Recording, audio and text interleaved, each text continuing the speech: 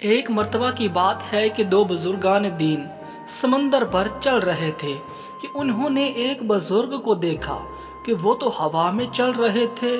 ان دو سمندر پر چلنے والے بزرگان دین نے اس ہوا میں چلنے والے بزرگ سے پوچھا، اے اللہ عز و جل کے بندے، آپ اس مقام تک کیسے پہنچے کہ آپ ہوا میں چل رہے ہیں؟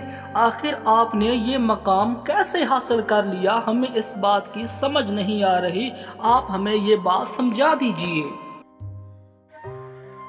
ہوا میں چلنے والے بزرگ نے فرمایا، تھوڑی دنیا پر راضی رہ کر میں نے اپنے نفس کو خواہشات اور زبان کو فضول باتوں سے روکا اور ان کاموں میں مشغول ہو گیا جن کا پروردگار عز و جل و صلی اللہ تعالی علیہ وآلہ وسلم نے مجھے حکم دیا، اور میں نے خاموشی کو اپنائے رکھا۔